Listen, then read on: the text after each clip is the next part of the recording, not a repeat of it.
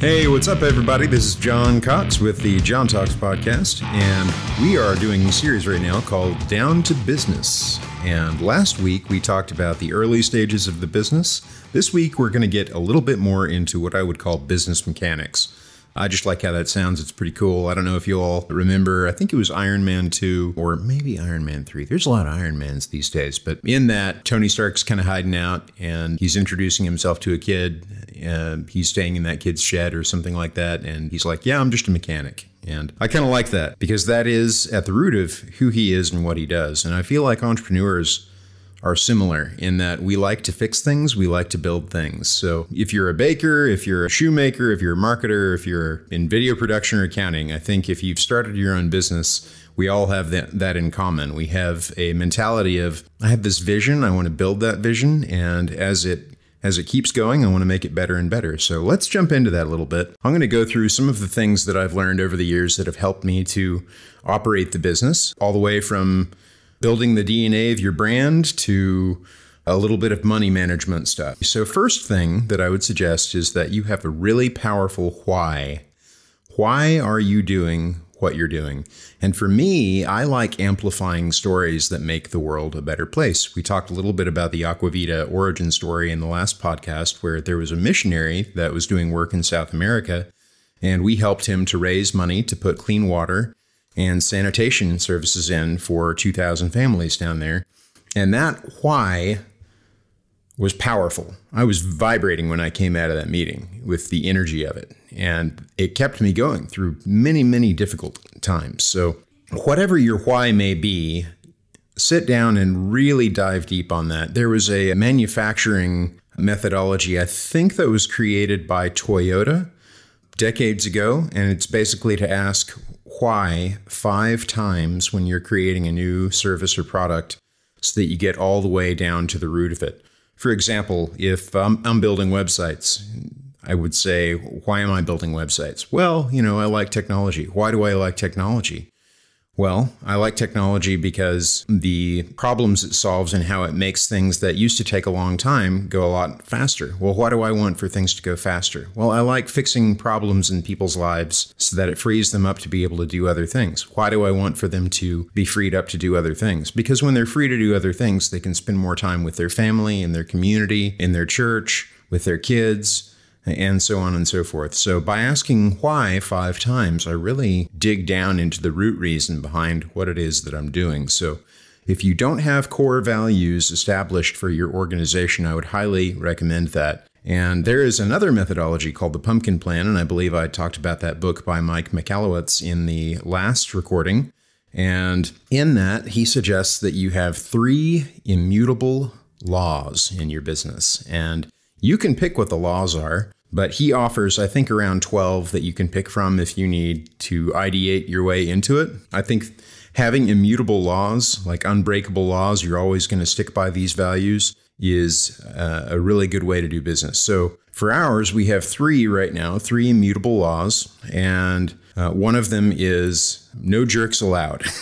So basically what that means is, on our team and with the people that we work with, and even with the people that our clients work with, we want to make sure that everyone that we work with has integrity and treats others as they would wish to be treated, that we keep our word, and we are kind to other people and courteous and professional, even if they're not necessarily returning that to us. We want to make sure that we are conducting ourselves in that way at all times. The second immutable law at Aquavita is blood money. And what blood money means is we treat money like blood. In other words, we know how hard our clients work to earn a living, and we're not going to abuse that trust by being flippant or fickle in how we spend their money on design and marketing and media projects. We want to be very conscious of that.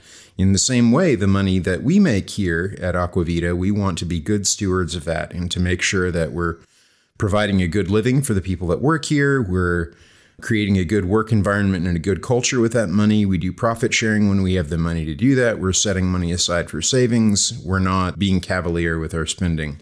The third is get rich right. And what that means is that I believe in the get rich slow mentality, which is build things that are of value and continue to provide service over a long period of time, and eventually set money aside for savings and investments, and you treat your customers well and they keep coming back to you, you will be financially independent. And what that means is you now make enough money off of your investments that you don't technically need to work. But for me, I'm going to be working till the day I die because it's very satisfying. So at Aquavita, we follow the immutable laws. Another thing that we do is the four-way test of Rotary. So four-way test of Rotary is a test of ethics that was developed by Herbert J. Taylor. And the story behind that was that he came up with these 4 questions that you would ask yourself. He says, of the things we think, say, or do, is it the truth? Is it fair to all concerned?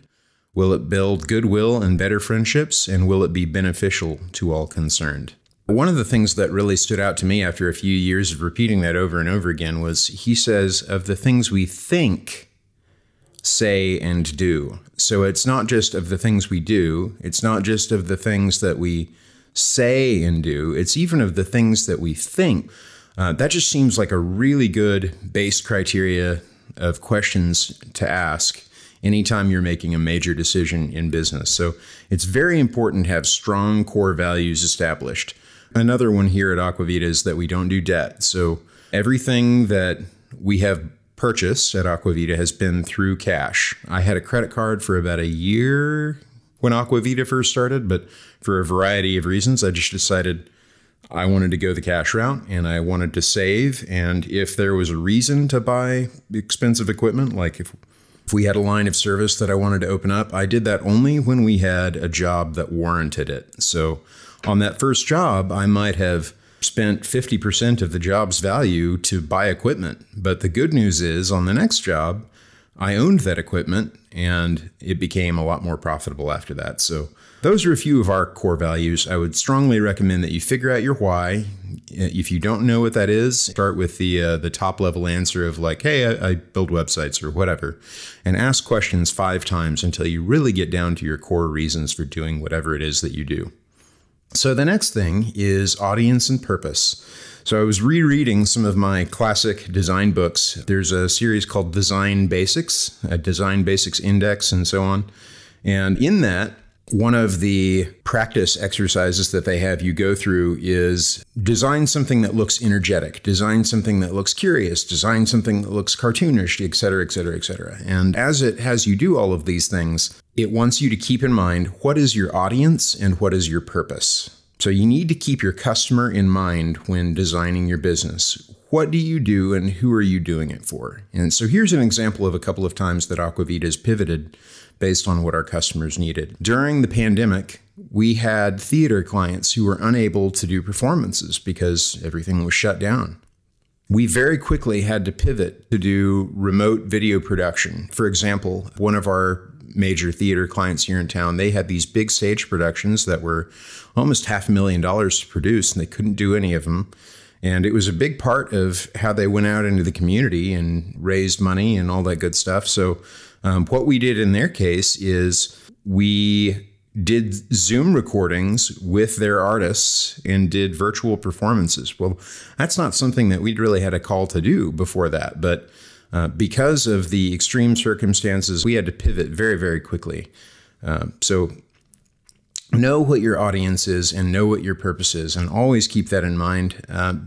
A big part of it, of course, is, what's your passion and what are you naturally talented at? That'll get you started, but what'll keep you going is keeping your audience and your purpose in mind and always tightening up and tailoring the services that you offer to that audience. Another thing that I've learned recently is the definition of an entrepreneur. So this is from Mike Michalowicz. It's from a book called The Pumpkin Plan. And in the beginning of The Pumpkin Plan, he was talking to a mentor, and that mentor said, hey, Mike, you're not really an entrepreneur yet. What do you mean? I own a business. And he said, yeah, but you're working within the business as a person doing production. You're not actually working on the business. managing the business, growing the brand. You're basically just an employee for a business that you also own. And I think all entrepreneurs start that way. We start by creating a business, and we may be the only the only team member that we have for a while, or we may be on a small team and doing a lot of the heavy lifting with the team, and that's good. I think that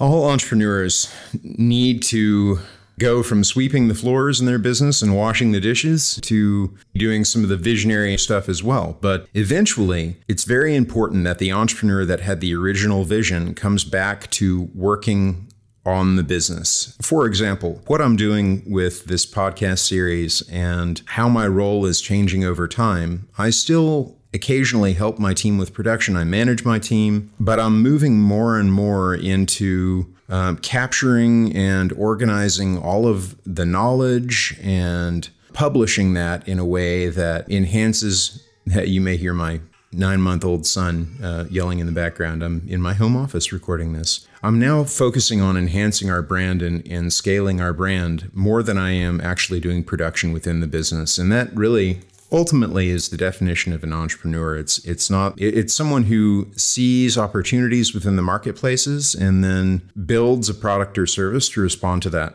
So another thing that I found useful in operating my business recently is the book Fix This Next. So I'm at a stage of business now where Aquavit has been around for 14 years and we're cash stable. Thank God we've built the business in such a way that we have good clients. They keep coming back to us. We have an emergency savings. We have no debt. And so there was a while, especially after the shock of going through everything with the pandemic, where I'm like, well, what do I work on next? It's like I've solved a lot of the basic problems within the business, I feel like, and there's a few things that I could work on, but I was feeling kind of directionless and aimless.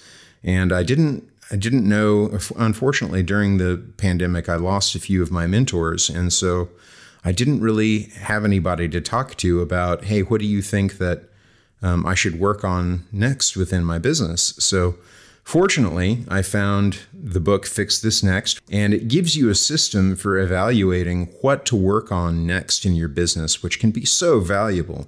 Entrepreneurs are just so busy. And I have a family, as you probably heard a minute ago. I have kids running around the house sometimes when I'm working. I have a busy work life. So I don't have a ton of time to just sit around and think deeply about what problem that I want to work on. I needed something simple that I could apply to my business. So if you've ever heard of Maslow's hierarchy of needs, it's basically a pyramid that shows different levels of the needs that human beings have and the sequence that they fall in. For example, at the base of it, you've got like food and shelter. And then after that, it's like safety. And after that, it's community and family, and so on and so forth, all the way up to the top of the pyramid, which is, okay, I've fixed all those basic problems. Now I get to sit around and think about my life and self-actualization. It's like, why am I here? What's my mission? What's my vision? How am I building a legacy, and so on. So Mike has a way of crystallizing knowledge and turning it into a really simple system that you can apply. So he actually created the business hierarchy of needs. The way that his hierarchy of needs reads is that it is also a pyramid with 5 levels. And at the bottom is sales, and then profit, order, impact, and then legacy. At the foundational level of sales, the business must focus on the creation of cash. Just as humans can't survive without oxygen, food, and water, if you don't have sales, your company won't be able to survive for long. And heck, without sales, you won't have a business at all. At the profit level, which is the next level up, the company's focus shifts to the creation of stability. Next up is order, and at the order level, the focus is on the creation of efficiency, ensuring that everything runs like clockwork. Impact. So at the impact level, the focus is now on the creation of transformation. So not only transformation within the business, but externally as well, making sure that the impact that you have on clients and community is as awesome as you originally envisioned it to be. And then lastly, legacy at the highest level. And the focus in this level is on the creation of permanence, ensuring that the business and the impact it delivers will live on after you move on. Within this system, what he has you do is he breaks down within sales, for example, several different categories of things that you could be working on all the way up to the top of the pyramid. And you go through this analysis, and basically you check off the ones that you've done. So you may have actually done several of the things within each of those categories, but there may be things that are undone. Like there may be things that you have not done in sales. One of them is, for example, conversion. Like, do you effectively convert the prospects that you get into customers or clients for your business? So maybe that's a thing that you need to work on within the level of sales. And in this methodology, what he says is the items that you have left undone that are closest to the foundation of the business are the things that you need to work on next. And that's how you choose. So it takes the guesswork out, it takes the instinct out, and it gives you a very quick system that you can run your business through to go, okay, I need to work on this thing next. So again, that's Fix This Next by Mike Michalowicz. Another thing that we use at Aquavita, and this is setting a consistent cadence for our team and deciding on goals together. And it's called the 4 Disciplines of Execution, or 4DX. I've done a previous podcast episode that dives deep into this, but I will just say that every Monday morning, we review the team scoreboard together. And we all see where we stand on achieving the goals that we set for the business. And then each of us gives a report on what we are individually doing that helps to move the needle towards that goal. So that is called, the individual reporting is called the lead measure. So lead measures and lag measures, I'll speak briefly on that. So a lead measure would be if you desire to lose weight, weight lost is a lag measure. In other words, it's a thing that happens after you've taken action. Lead measures are the things that you do that have an effect on that goal. So for example, exercise, drinking a lot of water, eating right, all of those things, they are predictive of the desired goal, which is weight loss. So that would be your lead measure. And the lag measure would be the amount of weight lost. So let's say, for example, if your goal is to increase sales by 10%. Well, what are some of the lead measures that are predictive of that? So in our case, it would be delivering projects on time, making sure that projects move forward at a good pace. So I have that as one of my lead measures, is to kind of walk around the team, make sure everybody's moving forward quickly on projects and everything's getting done in a timely manner and at a high level of quality.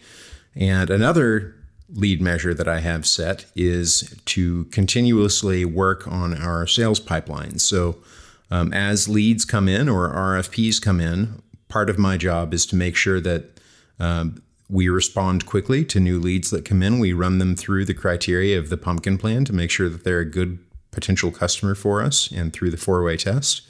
And I move that through the pipeline as quickly as possible. So if I do both of those things are very predictive of our cash flow, because working on the sales pipeline and making sure we get good prospects brings in new sales, and making sure that our projects are completed in a timely fashion and are at a high level of quality and our clients are all happy means that we collect payment on projects in a timely fashion. At least it does when we have good clients, which is part of our client evaluation process. So that's called the 4DX, 4 Disciplines of Execution.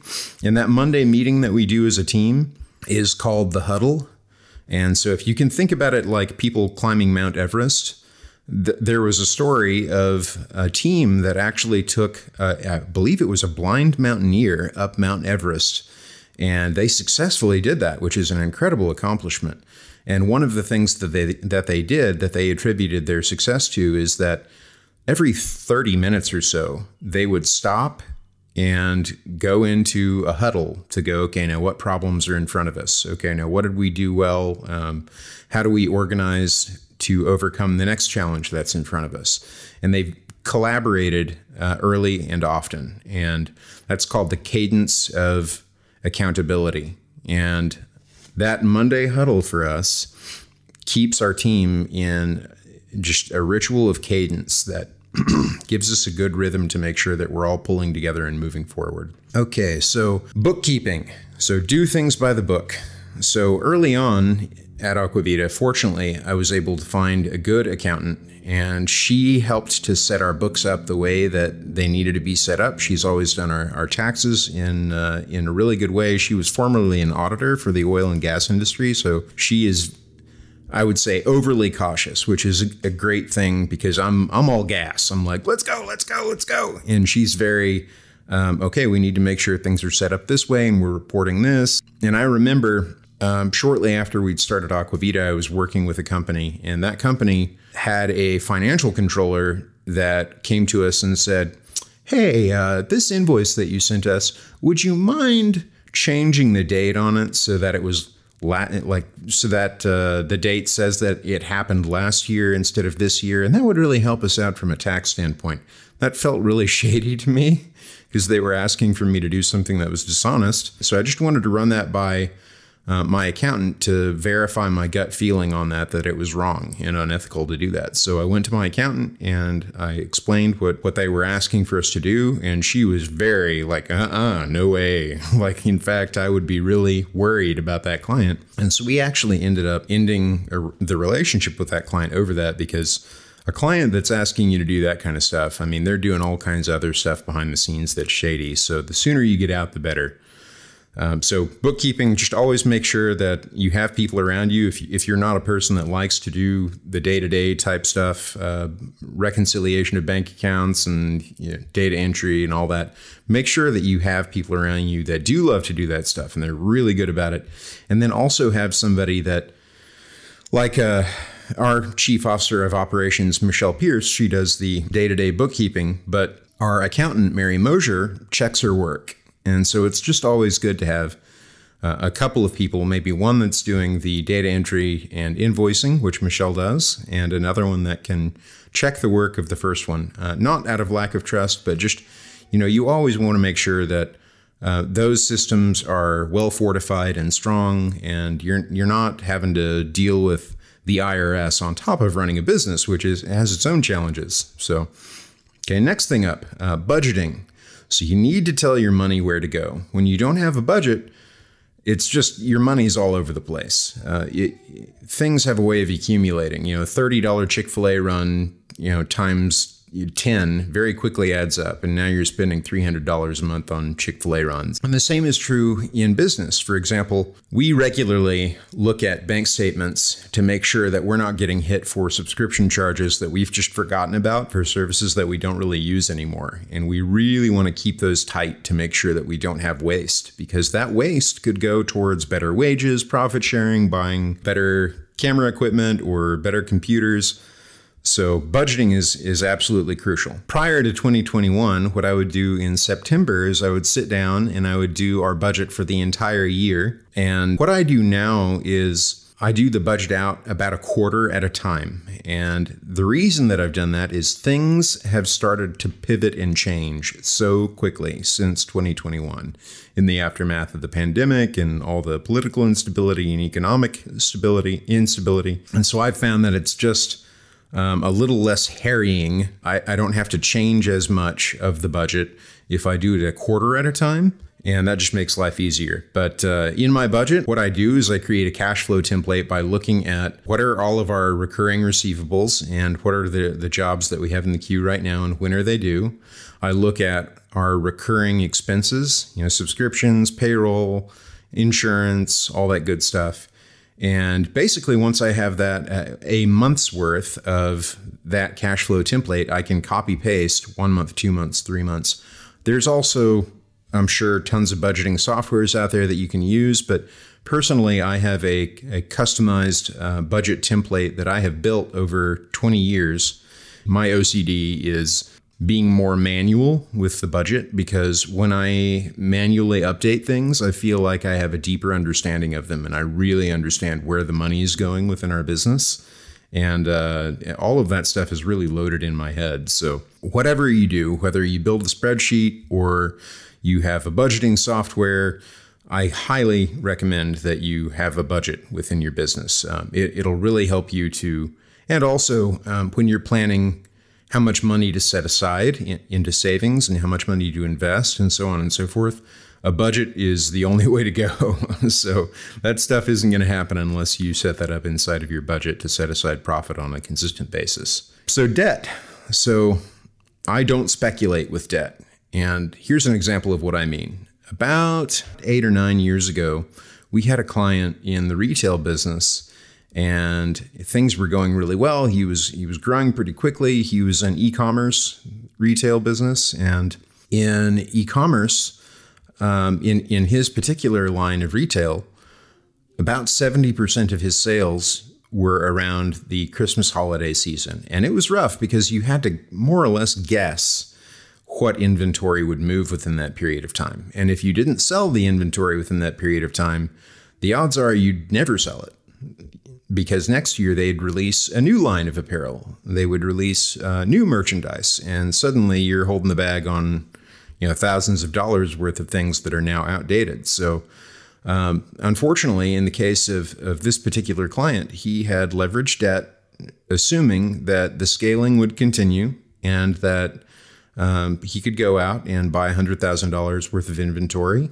on a line of credit, and that he would move that line of credit or move that inventory over the holiday season. And unfortunately, that just did not happen. And he was left holding the bag on a lot of debt, and that business did not survive. And a small thing, when you speculate with debt, my Uncle Ralph, who also had gone through experiences very similar to that, would always tell me, never invest or make bets with money that you can't afford to lose. At Aquavita, we just don't speculate with debt at all. Like, we pay cash for everything. And if we lose on a deal, if we pay cash for a piece of equipment or a piece of training and suddenly the need for that goes away, well, it hurts, but we banked it. And so we're not going into debt over it, and we don't owe anyone anything for that. Another thing that I would say about debt that's really interesting, and this happened when I was paying off my home mortgage, and I have a spreadsheet that shows my net worth, and it shows how much equity that I've got in the house. It shows how much debt I still have left on the loan. It shows all of our retirement savings and emergency funds, etc.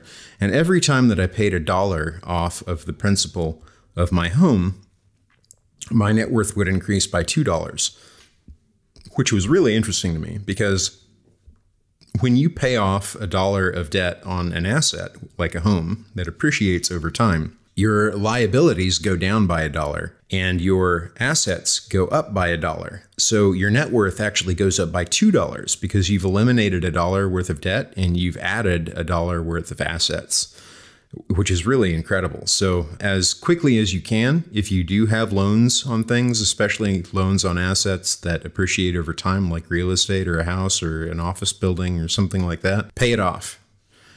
Every time you make a payment on that, even though it can feel like, gosh, I'm throwing this money at this thing and I feel like I'm never getting ahead. Well, you are getting ahead. You're actually getting ahead by $2 every time that you pay $1 off on the principal of that loan. So keep on trucking and pay that off as quickly as you can. Okay, so profit first. Oh, I'm sorry. Back on the debt subject. So this kind of falls back under the budgeting and debt category, and heck, even get rich slow. So what I do in my personal finances and at Aquavita is I have a kind of a general template of I live off of 70% of my income, and 30% I give away 10%, I invest 10%, and I set aside 10% for emergency savings.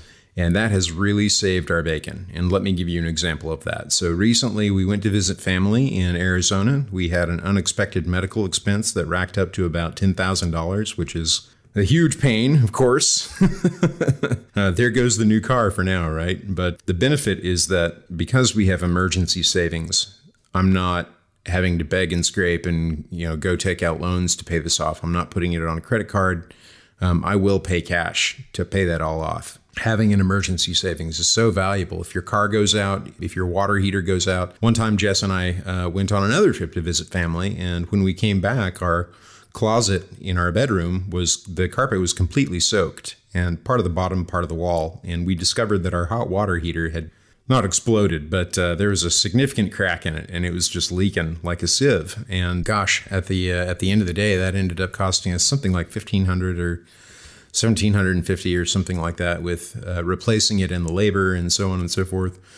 But we paid cash for that, and I didn't have to freak out about it or worry that we couldn't cover it. And that's because we had an emergency savings. So how much should you save for emergency savings? Well, you should start by getting $1,000 set aside very quickly.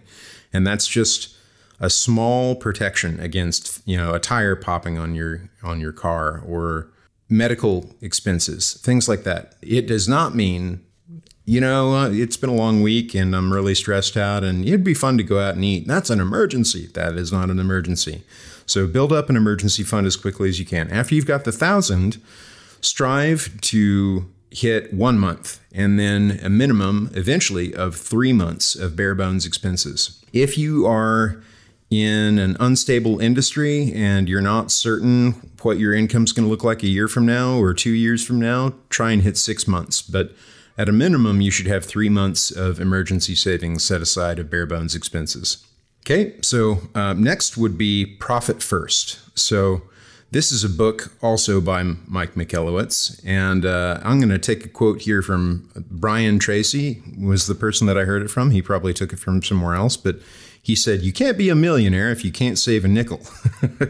So a lot of people have this mentality that a millionaire means that you make $1 million a year, which is, it's possible, but it's also kind of a ridiculous idea of that's what makes you a millionaire, because there are people that make $1 million a year and they spend 1.1 million, and they are not millionaires. They have an income that's $1 million a year, but they spend more than they make. And so they're actually broke. And in fact, people that make a lot of money, that spend a lot of money, they are more broke than someone who's poor a lot of the time, because a poor person generally isn't $100,000 in debt. So you need to learn to save if you have not done that already. And in the book Profit First, one of the things that I like about his methodology is, rather than taking your income minus expenses equals profit, which is the traditional accounting formula for that, he's like, no.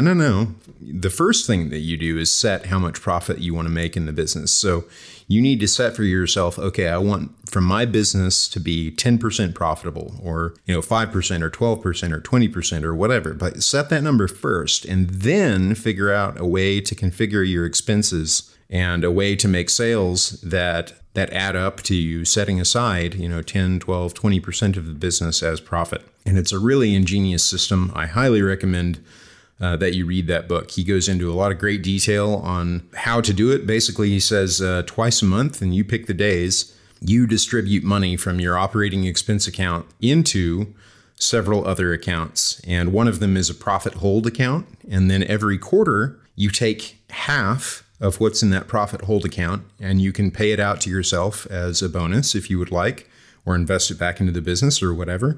And the other half you keep in the business and you put it into an account called the vault. And that is your rainy day fund. So that book has been extremely useful for us in giving us a clockwork system of setting what we want as our profit goal and setting aside that money, and then sharing it and investing it on a consistent basis. Next is, you need to learn to kill weeds. So every garden produces weeds as well as flowers and food, and the fight against waste and entropy is constant. But if you want a beautiful garden, you have to kill weeds. And killing weeds isn't sexy. Killing weeds for a lot of people isn't the fun part. The fun part is seeing a plant grow and then seeing it produce fruit or flowers. But in business, it is constant that you will have all of these distractions. The Fix This Next methodology will really help. Having core values will really help to keep you aligned. But you need to learn to kill weeds. So an example of weeds popping up in a business would be all those little subscriptions and expenses that you may have in your account that add up over time.